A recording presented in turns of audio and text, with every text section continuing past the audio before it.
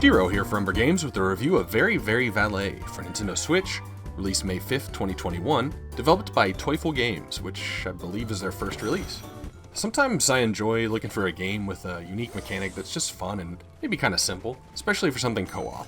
Looking from the outside, a majority of players may at first hesitate at the game, but once they sit down for a few minutes controller in hand, kind of start to have fun without realizing it.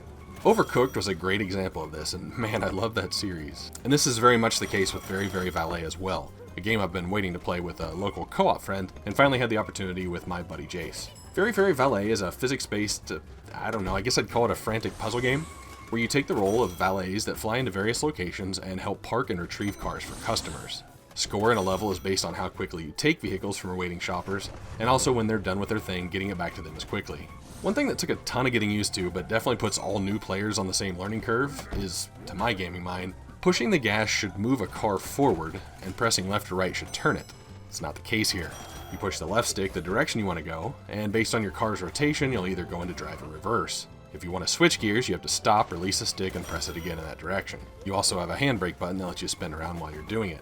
The mindset shift became a little easier when you think about just controlling a walking character in a 3D space, but again, just applying all those things to the ingrained car controls in my head took a minute to adjust. Obviously, you can get out or jump out of the car, and run around to get into new cars or just climb around.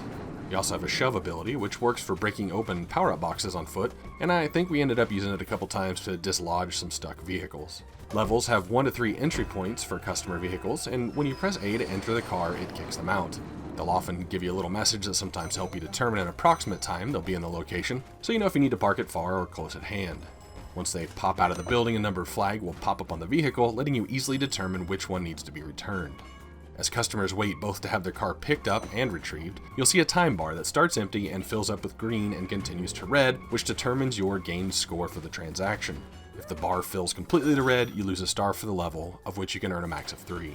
Levels are all selected from a menu, and as you complete each column, the final level will have a minimum star lock on it.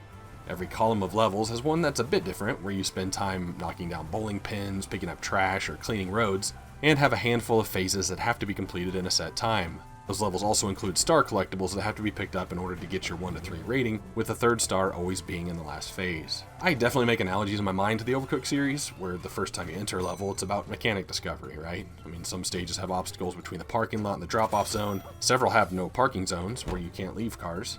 There's an earthquake one, and our personal favorite was a car mechanic, where you had several drop-off points per customer, and you had to get in the right slot. Once you learn the mechanic, developing a cooperative flow, assigning tasks, and then executing the plan, just a really good time. Cooperatively, the game can be played with up to 4 people, which I imagine would be super chaotic. 2 players definitely had just enough chaos for us to manage and succeed. I was actually super disappointed that it only took us about 2.5 hours to 3-star every level. Even some leaderboards would be great, because when we finished, we went back to a couple stages and worked to beat our completion times and scores.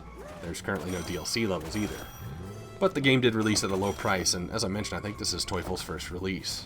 As I always say, if the worst thing you can say about a game is there's not enough of it, then it's not a bad deal. They definitely could have reused mechanics for a few more levels with each one, and I still don't think the game would have overstayed its welcome, but, you know, it is what it is. While the controls took a bit to get used to, it ends up being a fun way to move. The variety of game mechanics, the physics and insanity of ramping and wrecking cars provided tons of laughable moments. The challenge is just about perfect, and as mentioned, just wish there were more levels. Rated as a frantic puzzle game, Very Valet hits an 80 out of 100 on my 0 to 100 scale, where 50 is an average game. This is Giro for Umbra Games. Thanks for watching.